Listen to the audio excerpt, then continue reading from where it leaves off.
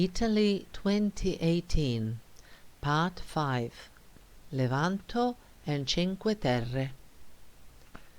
The main section of the Cinque Terre National Park, which is at the same time the cultural property inscribed on the UNESCO's World Heritage List, consists of 5 small villages on the coast of the Ligurian Sea.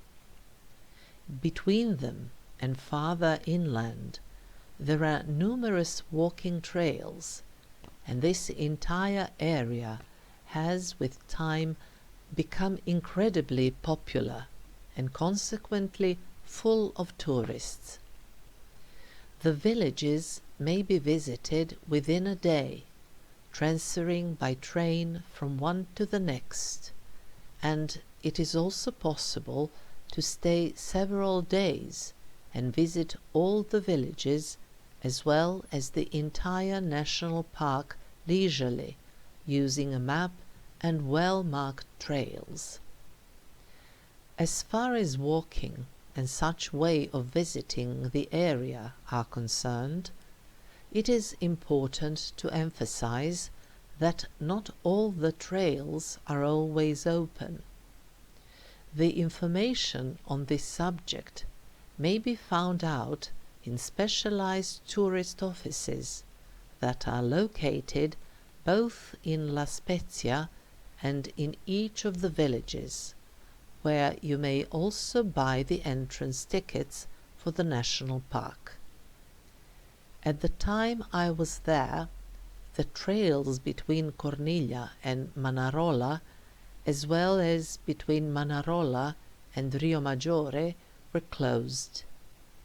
Very ambitiously, I thought I could do the trails that were open, but this plan changed in the course of the day as I went to visit the villages.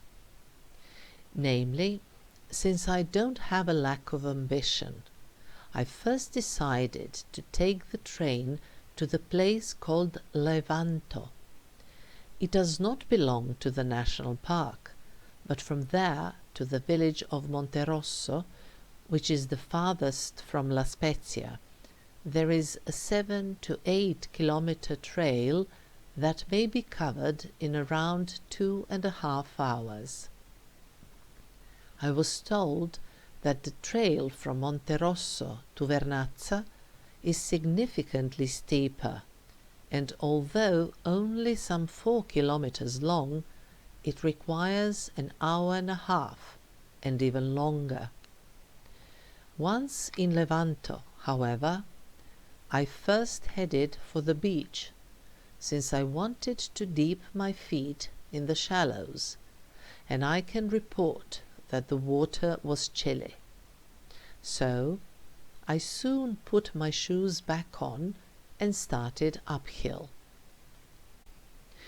The trail was rather steep, first some steps, then a road, but with time it turned into a proper walking trail that consisted of rocks and soil, and only here and there one could see human intervention in the form of some improvised wooden or stone steps that could possibly facilitate the moving.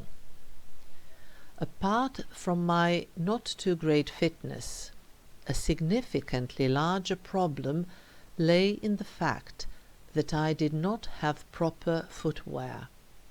Everybody, absolutely everybody I came across had proper hiking boots, and that is the real thing.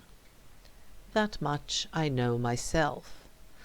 But not having quite an exact idea of what I was to face, plus I didn't feel like carrying my hiking boots from Belgrade, if I can say just for one day.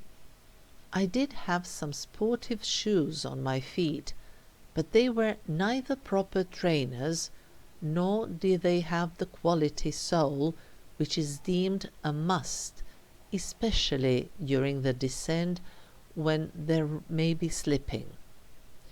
Be as it may, I had to rely on my agility and be extremely careful. It turned out okay, but I realized I should not tempt my fate, so once I reached Monte Rosso, I made no further attempts at hiking. As it would turn out later on, there was no time for that either. Still, 2.5 hour walk from Levanto to Monte Rosso was not in vain. The day was fantastic, and I felt truly happy enjoying the wonderful scenery around me, including the sea. During this walk, I witnessed something that made a truly great impression on me. Namely, there were other hikers on the trail as well, and at some point there was an elderly French couple walking in front of me. All of a sudden, the woman bent, picked up some trash that she saw by the trail, put it in a bag, and kept on walking. And I used to think I was good for not leaving anything behind me in nature. Many years ago, when I was an active hiker, a more experienced lady criticized a few of us for leaving the leftover pieces of apple behind. We justified ourselves by saying it was organic and the animals were going to eat it. The lady told us that the animals already had in nature everything they needed, and there was no reason for leaving any kind of waste behind us. I thought about it, agreed, and never again left anything behind, but what I saw here was an improved version of making sure the environment is not polluted. It was with bitterness that I remembered how in the wilderness of the Đerdap National Park in Serbia, while hiking along the Brnica Canyon that may be reached only on foot, I came across numerous plastic bags and bottles, fully aware that it was only the local population that was passing there, leaving this waste in their wake. This lady was not even Italian, but for her it was obviously more important that the nature she was passing through was as beautiful and as unspoiled as possible, even when she left it, than to bother whether it was her country or not. I was absolutely delighted.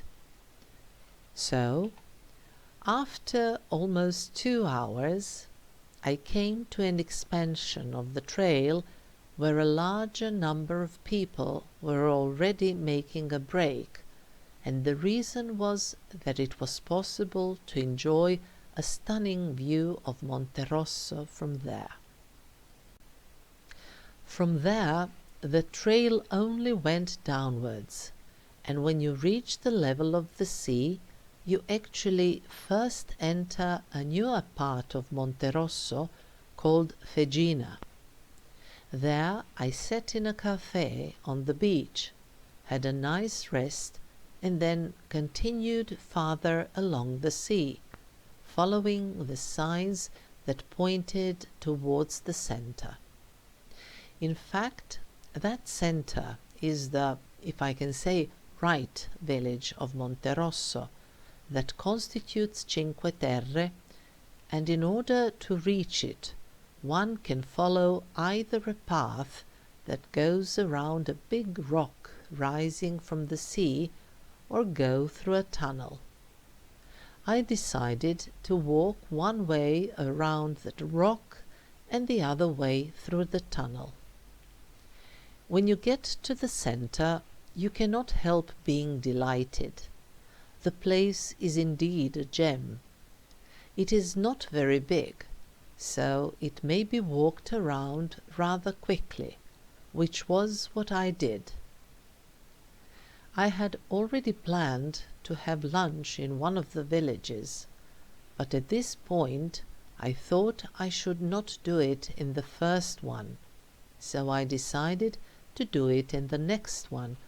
But as I was passing through the small streets filled with restaurants that emitted fantastic aromas, I was really tempted. I persevered and went back to Fegina, since the railway station was there, and then I transferred to Vernazza, the next village. The exit from the railway station in Vernazza continues directly into a street going down towards the sea, expanding in the end into a square and a small port. It seems to me that Vernazza is perhaps the most beautiful one of the 5 villages, but even if it isn't, it is certainly the most frequently photographed, for it is truly incredibly beautiful.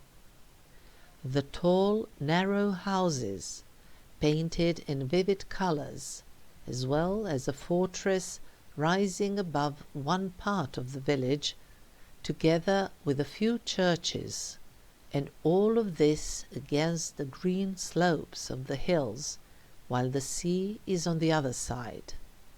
Yes, it is almost an ideally beautiful little place, except Cinque Terre have been there for centuries, but they have become ultra-popular only in the last few decades. So much so that even in April it was incredibly packed. I really cannot, and neither do I want to try to imagine what it all looks like in June, July and August. Perhaps it would be good to come here in November, or in February, or the beginning of March. But on the other hand, I believe it is crowded even then, while at the same time there is a danger that the weather is awful. So I decided to give myself a treat and stopped by a nice restaurant, but it was full. So, passing through some narrow streets, I first climbed the top of the elevation with a fortress, from where there was a stunning view at the village and its environs. On my way down, I stopped at the same restaurant again, and then, with a little bit of luck, I managed to get a table on a terrace from where I was looking at the sea. The food was also great. Still, after I had finished with the meal, and although I didn't eat in haste and enjoyed the relaxation and the view, I realized I was already well into the afternoon, and there were 3 more villages to visit. Although the local trains are frequent, and with the ticket one also gets the timetable, every now and then there are disturbances to the schedule, and in almost every place I wasted valuable time waiting at the railway station for the next train to come. Still, I would not recommend visiting all of the villages by car. It is okay on foot, but with proper footwear, since finding a parking place must be a nightmare. So I transferred to Corniglia, but there I had to climb again. Namely, this is the only village that is not directly on the coast, but is rather elevated on the top of a high cliff rising from the sea. But I did not know this in advance, as opposed to the vast majority of my trips, when I get properly ready and organized and prepare all the information in advance.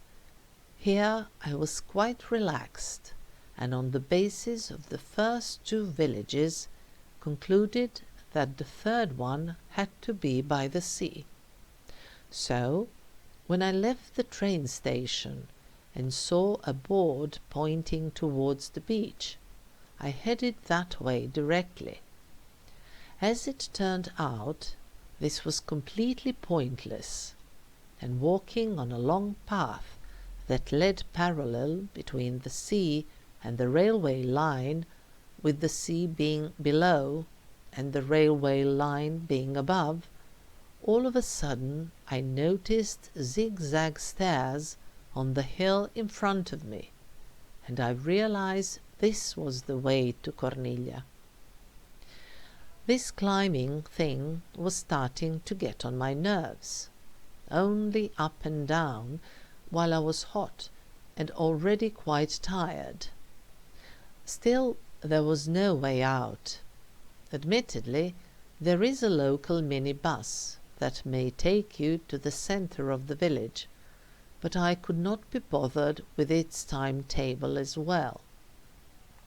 So, there is almost 1 kilometre from the railway line to the centre of Corniglia, including the climbing of the stairs that go along the almost vertical slope. When I finally reached the top of the stairs, I decided first to go to a church that could be reached only by some more climbing. What the hell? If I'm climbing, I'm going to climb all the way. But in order to visit the village, it is necessary to go along the streets that keep going up and down. In other words, if you are not fit, or if you have problems with your knees, etc., Cinque Terre are simply not for you. There is nothing flat, apart from the walking by the sea in Monte Rosso. From the church here, you go down towards the centre, reaching a relatively spacious crossroad where you can catch the bus going to the railway station. But I actually entered the centre of Corniglia, where it was impossible not to enjoy the lovely views of its narrow lanes. Apart from having nice winding and picturesque lanes, Corniglia is interesting in terms of culture and history, because it is mentioned in Boccaccio's Decameron. But I did not care much about it, as I was walking through the village, at the end of which I found myself on a terrace with a fantastic viewpoint. Taking into consideration the time of the day and the position of the sun, the view at the next village, Manarola, was particularly stunning.